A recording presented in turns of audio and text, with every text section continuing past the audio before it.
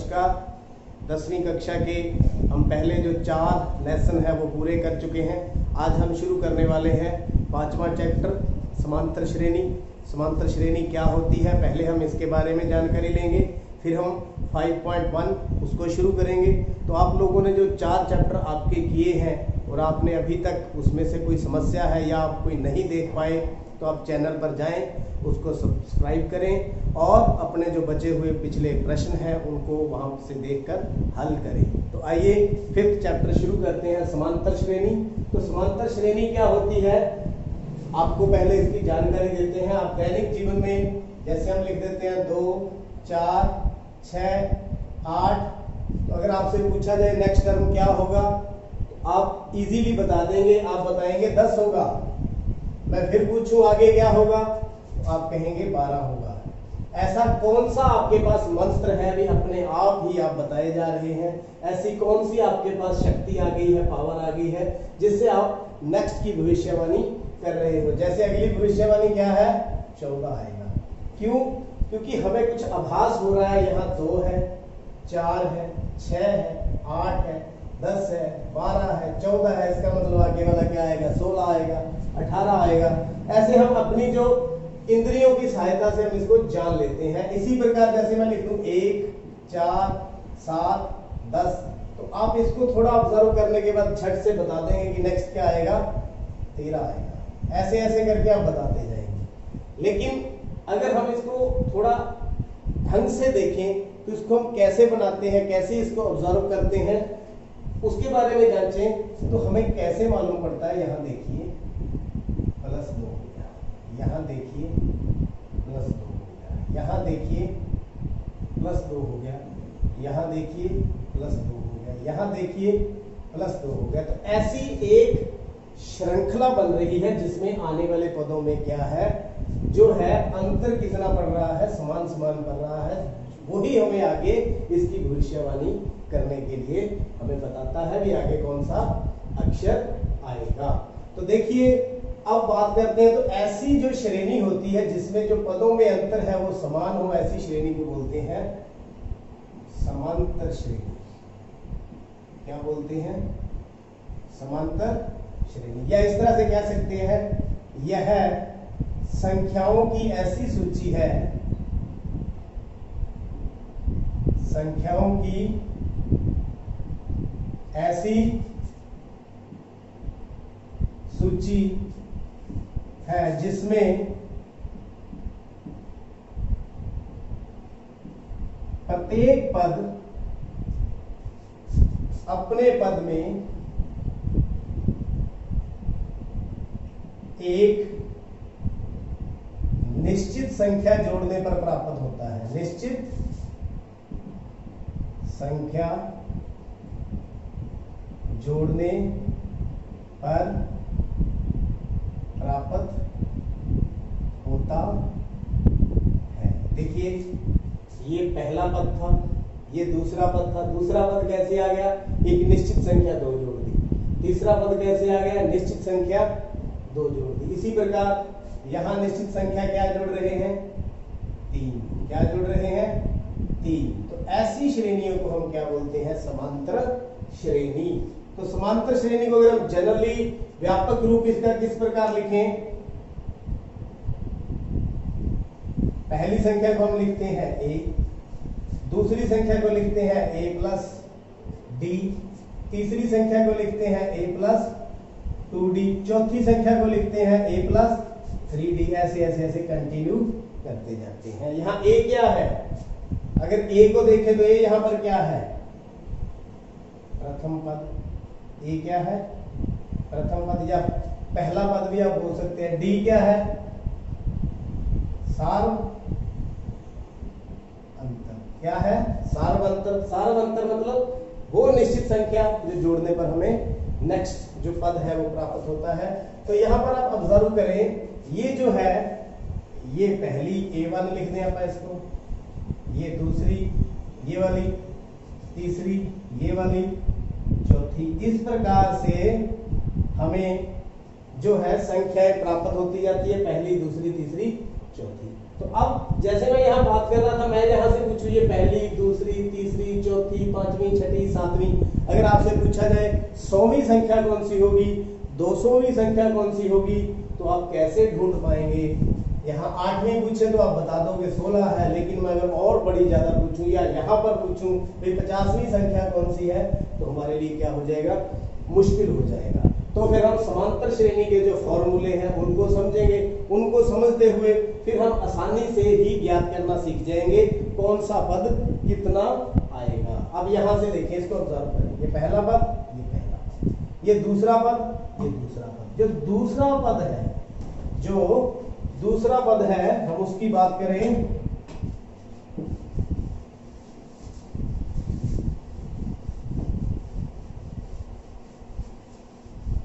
ध्यान देखिए, जो पहला पद है वो तो ए है, जो दूसरा पद है वो कितना है, ए प्लस डी। इसको मैं ये भी लिख दूं 1d, या ये लिख दूं 1 प्लस 2 माइनस 1d। क्या लिख दूं, 2 माइनस 1d, बात एक ही है। तीसरा पद क्या लिख दूं, a प्लस 2d है, या ऐसे लिख दूं a plus 3 minus 1d, 3 minus 1, ये 2 माइनस 1, ये 3 माइनस 1। ऐसे अगर मैं चौथा पद लिखूं तो a प्लस 3d, या a प्लस यहाँ 4 है तो 4 माइनस 1 गुना में d। मेरे ख्याल में कुछ ऑब्जर्वेशन हो रही होगी। अगर 4 है तो यहाँ 3 है, अगर 3 है तो यहाँ 2 है, अगर 2 है तो यहाँ 1 है, या इस तरह से कह दें, अगर 2 है तो 2 माइनस 1, 3 है तो 3 माइनस 1, 4 है तो 4 माइनस 1। ऐसे अगर हम कंटिन्यू करते जाएं, ऐसे अगर हम कंटिन्यू करते जाएं तो क्या प्राप्त होगा? देखिए, अगर मैं देखूं, यहां ले लूं मैं an, क्या ले लूं, an, तो यहां पर आ जाएगा a प्लस, यहां 4 था यहां 3, मतलब 1 कम कर दें, n माइनस 1 गुना में d। तो ये आपके पास ऐसा फार्मूला है जिसके द्वारा एक समांतर श्रेणी का कोई भी पद निकाल सकते हैं, कोई भी पद निकाल सकते हैं। जैसे सपोज करो यही था हमारे पास 1 4 3, 1 4 7 10 13, तो इसका हम 13वां पद ज्ञात करना है। कौन सा? 13वां पद। n की वैल्यू यहां पर कितनी होगी? 13। n की वैल्यू कितनी? a क्या है? प्रथम पद। प्रथम पद कितना है? 1। उसी प्रकार n हमें मालूम है, d सार्वंतर। ये सार्वंतर किस प्रकार से निकालते हैं? जो दूसरा पद है उसमें से पहला पद माइनस कर दें, या तीसरे पद में से दूसरा पद माइनस कर दें, या ऐसे चलते जाएं, चौथे पद में से तीसरा माइनस कर दें, चलते जाएंगे तो an माइनस 1, मतलब अंतिम संख्या से एक पहले वाला पद माइनस कर दे तो क्या आ जाएगा हमारे पास? d। यहां पर d फिर कितना होगा? दूसरी में से पहली माइनस कर ले, 4 माइनस 1 बराबर में 3। तो हम कौन सा पद निकालना है? 13वां। जैसे a13 मतलब 13वां पद। कौन सा पद? 13वां। जैसे a2 मतलब दूसरा पद, तीसरा पद, चौथा पद, nवां पद, अंतिम संख्या भी बोल देते हैं। तो क्या बोल देते हैं? अंतिम पद। क्या बोल देते हैं? अंतिम पद। तो यहाँ पर अंतिम पद 13वां मान लिया। a13 बराबर a प्लस n की जगह n माइनस 1 गुना में d। a की वैल्यू भर दें, कितनी आ गई a की वैल्यू? 1 प्लस n कितना आ गया? 13 माइनस 1 d कितना? 3। तो 1 प्लस 12 गुना में 3 कितना आ गया? 37। इस प्रकार आप कोई भी पद निकाल सकते हैं इस सूत्र के द्वारा। इस सूत्र के द्वारा आप कोई भी पद निकाल सकते हैं। तो हम बात कर रहे थे समांतर श्रेणी की। तो फिर समांतर श्रेणी कौन सी होती है? ऐसी श्रेणी जिसमें जो क्रमागत पद है उनमें सार्व अंतर समान हो, उनमें सार्व अंतर क्या हो? समान हो, मतलब संख्याओं की सूची जिसमें प्रत्येक पद एक निश्चित संख्या को बढ़ाने पर प्राप्त होता है। तो ये पहला पद आपको बताया a होता है, दूसरा पद आपको बताया a प्लस d होता है, तीसरा पद आपको बताया a प्लस 2d। इसी प्रकार चलते चलते जो nवां पद क्या होगा, a प्लस n-1 गुना में d। अगर आपको पहला पद लिखना है तो a लिखा जा सकता है। तो ये आपके पास इसकी जानकारी थी संक्षिप्त, समांतर श्रेणी क्या होती है। अब हम देखेंगे, चेक करेंगे समांतर श्रेणी कौन सी होती है और कौन सी नहीं होती। तो आइए 5.1 का जो पहला क्वेश्चन है उसको हम करते हैं। और 5.1 का जो पहला सम है इसमें समांतर श्रेणी के बारे में और सीखेंगे, और समांतर श्रेणी है या नहीं और क्यों, इसका कारण भी हम जानेंगे। पहला जो पार्ट है उसमें हमें यही बताना है कि किन परिस्थितियों का संबंध AP से है। AP मतलब समांतर श्रेणी, मतलब अर्थमेटिक प्रोग्रेशन। अर्थमेटिक प्रोग्रेशन यहाँ पर हमारा पहली जो स्थिति है, प्रत्येक किलोमीटर के बाद टैक्सी का किराया, जबकि प्रथम किलोमीटर के लिए किराया ₹15 और प्रत्येक अतिरिक्त किलोमीटर के लिए किराया ₹8 है। मतलब जो फिक्स है, एक तो प्रथम किलोमीटर के लिए वो तो है प्रथम किलोमीटर के लिए किराया कितना है, ₹15। अतिरिक्त किलोमीटर के लिए प्रत्येक अतिरिक्त किलोमीटर के लिए ₹8। तो यहां पर देखिए, अगर हम इसको श्रृंखला बनाए तो पहले किलोमीटर के लिए कितना आ गया, 15। दूसरे के लिए ये तो 15 है ही, प्लस 8, 15 प्लस 8। तीसरे के लिए 15 प्लस 2 गुना में 8, फिर 15 प्लस 3 गुना में 8, ऐसे ऐसे चलता जाएगा। ये पहले के लिए, फिर 3 किलोमीटर का जोड़ लिया तो 15, 23, 31, 39, तो ऐसे ऐसे चलते जाएंगे। तो यहाँ प्रथम पद कितना है, a बराबर में 15, और सार्वंतर कितना है, d कितना है, दूसरी संख्या में से पहली संख्या माइनस कर दें, 23 माइनस 15 बराबर में 8। एक बार और निकालें हम सार्वंतर कंफर्म करने के लिए, तीसरी में से दूसरी, सार्वंतर सभी में सेम है या नहीं है, तो कितना है, 31 माइनस 23 कितना आ गया, 8। इसका मतलब सार्वंतर समान है, सार्वंतर समान है, इसलिए यह AP है। मेरे ख्याल में क्लियर। यहाँ पर जो 8-8 रुपए बढ़ रहे हैं वो सार्वंतर बन गया, यह AP है। अब आगे चलते हैं। बेलर में उपस्थित हवा, मान लो कुल हवा कितनी मान लें, x। तो पहले x थी, फिर क्या हुआ, उसमें से 1/4 भाग निकल जाता है। एक बार पंप करने से 1/4 भाग निकल जाता है, तो निकली हवा।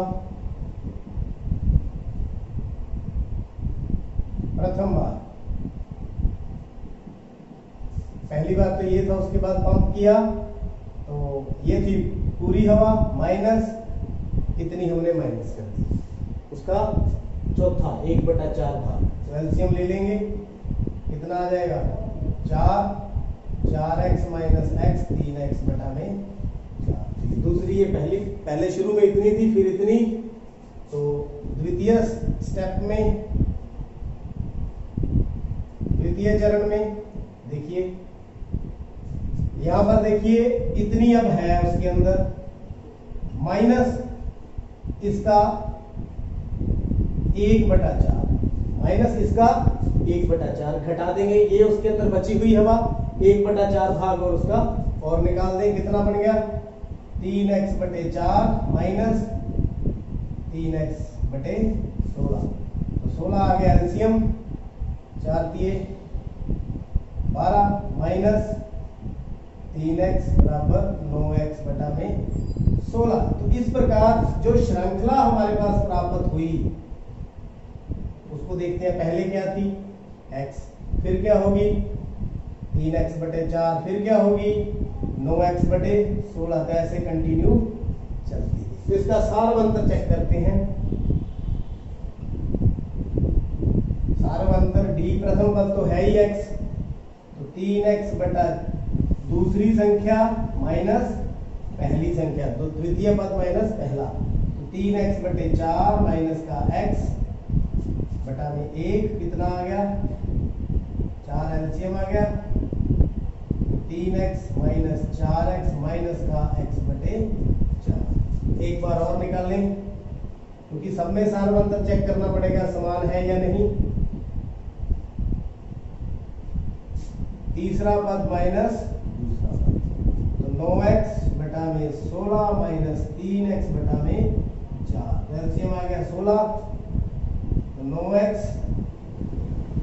माइनस 4 12x, तो माइनस का 3x बटा में 16। यहां देखिए सारवंतर समान नहीं है, सारव अंतर समान नहीं है, इसलिए यह AP नहीं है। मेरे ख्याल में समझ आ गया आपको।